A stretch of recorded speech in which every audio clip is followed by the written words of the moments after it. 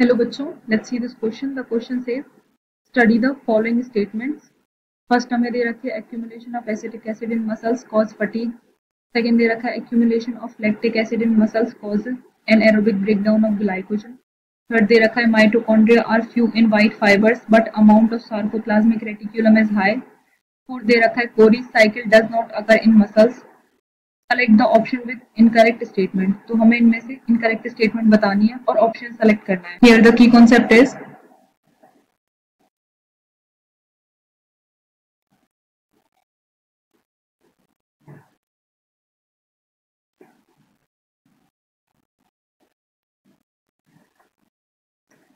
First option हमें दे रखा है accumulation of acetic acid in muscles cause fatigue.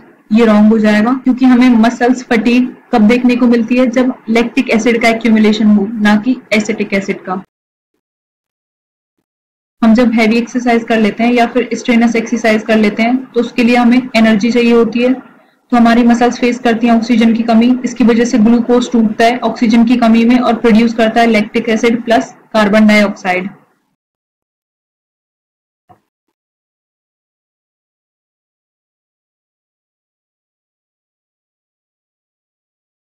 During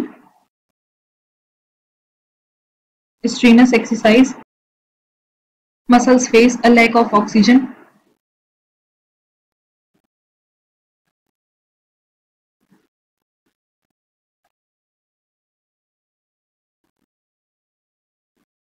जिसकी वजह से जो ग्लूकोज होता है वो टूट जाता है।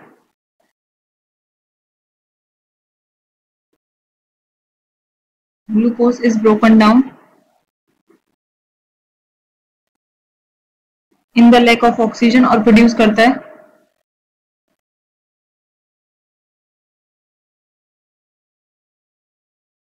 Produce lactic acid plus carbon dioxide. Lactic acid का जब एक्यूमुलेशन हो जाता है तो उससे हमें मसल्स क्रैम्प्स देखने को मिलते हैं।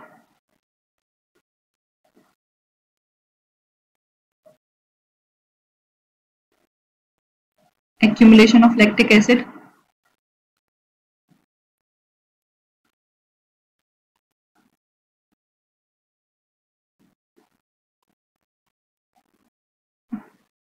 in muscles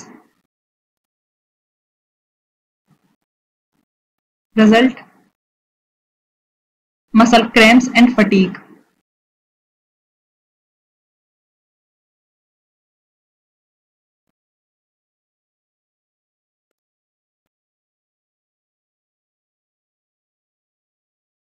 तो स्टेटमेंट रॉन्ग हो जाएगी।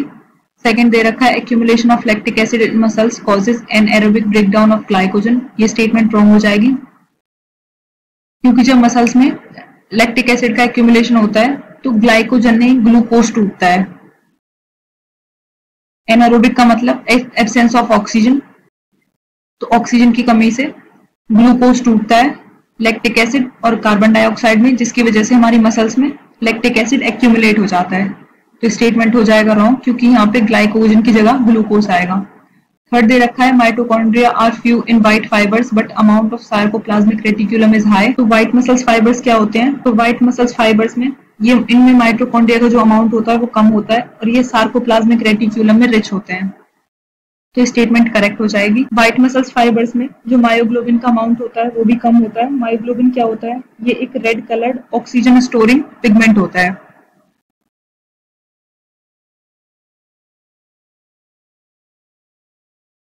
White muscles fibres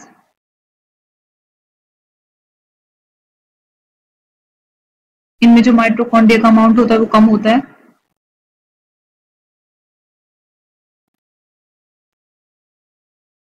poor in mitochondria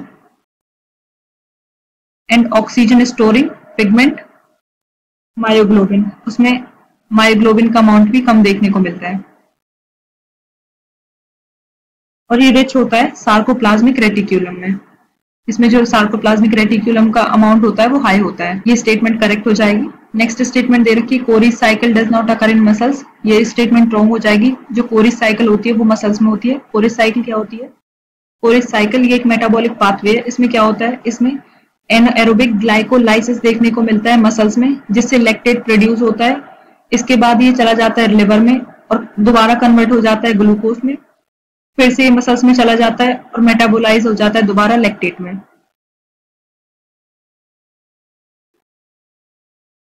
next is Cori cycle.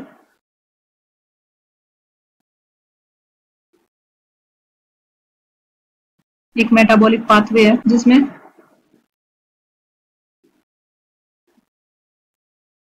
lactate produced by anaerobic glycolysis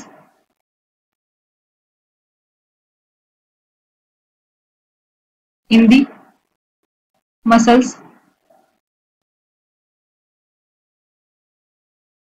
move to the liver and दोबारा से कन्वर्ट हो जाता है ग्लूकोज में, फिर वापस आ जाता है मसल्स में, return back to muscles and दोबारा से मेटाबोलाइज हो जाता है लैक्टेट में, मेटाबोलाइज बैक टू लैक्टेट।